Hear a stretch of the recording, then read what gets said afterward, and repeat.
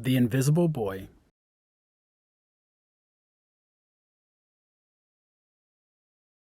Written by Trudy Ludwig.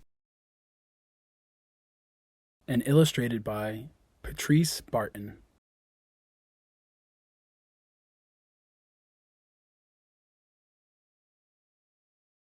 Can you see Brian?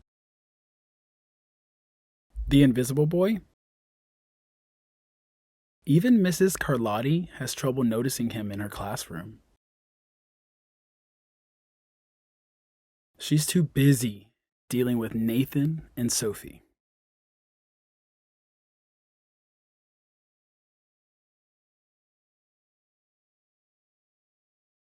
Nathan has problems with what Mrs. Carlotti calls volume control.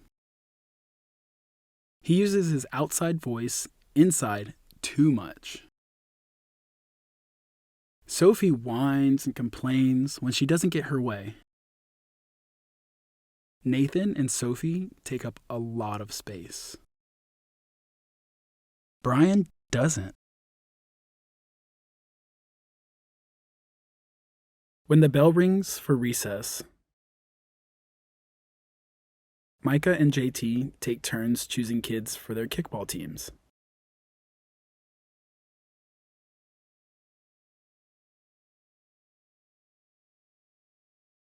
The best players get picked first.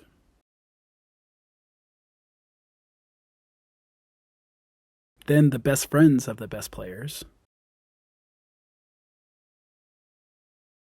Then the friends of the best friends. Only Brian is left, still waiting and hoping.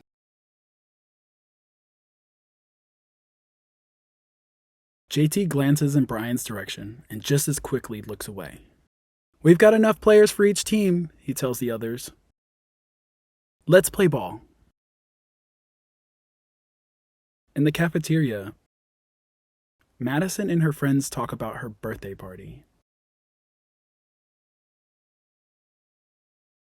"The rope swing over the pool was awesome," says JT.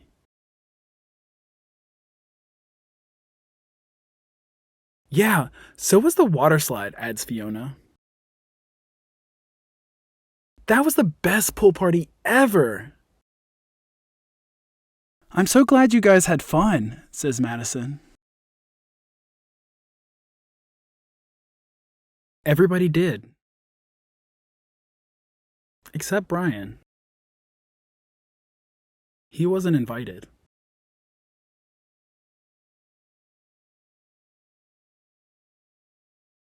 At choosing time, while the other kids play board games and read,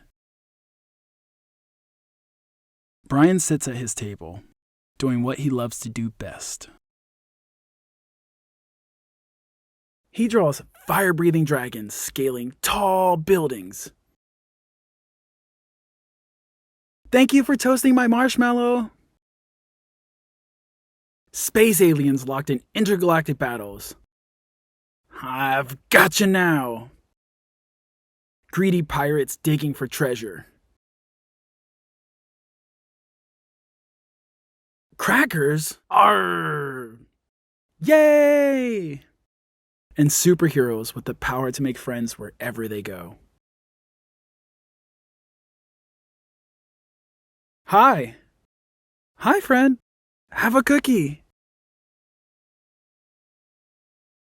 On Monday morning, Mrs. Carlotti introduces Justin, a new student to the class. Brian smiles shyly at him. Some of the other kids sneak looks at Justin, trying to figure out if he's cool enough to be their friend. They haven't quite made up their minds yet. At lunch, Madison and JT watch Justin eat with chopsticks. "What's that?"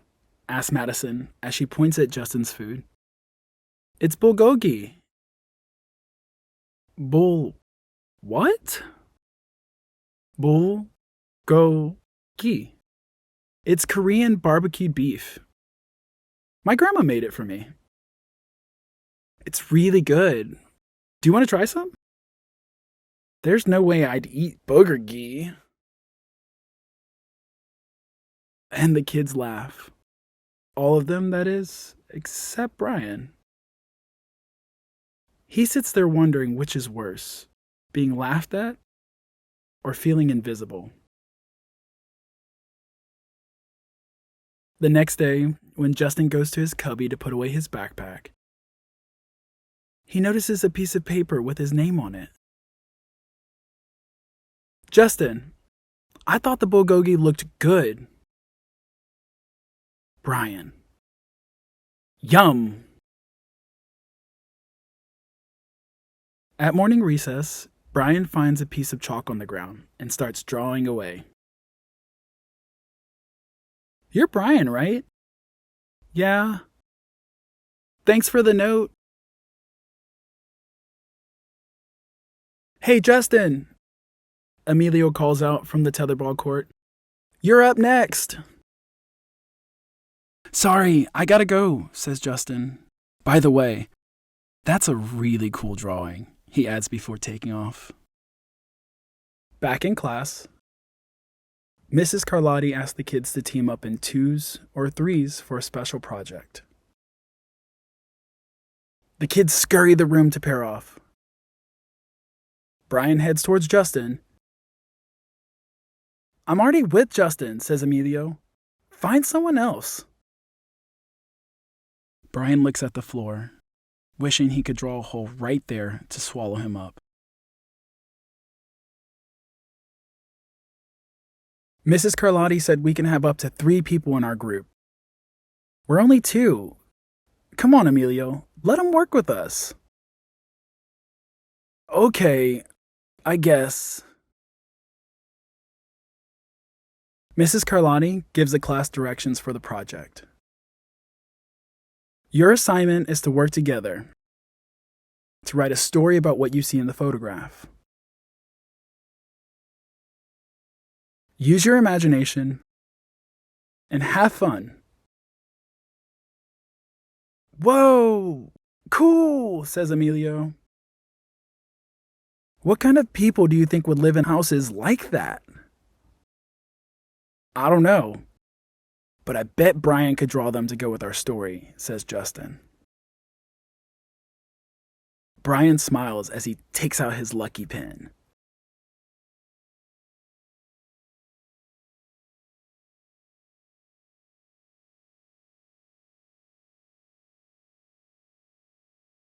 The crooked story we made up on the spot.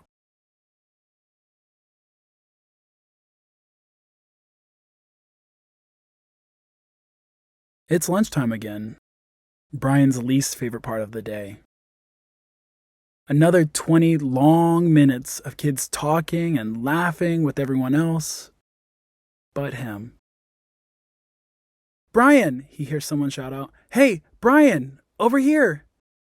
Brian turns and sees Justin waving him over. Emilio nods at Brian as he makes room for him at the table. Cookie? Thanks. Maybe, just maybe, Brian's not so invisible after all.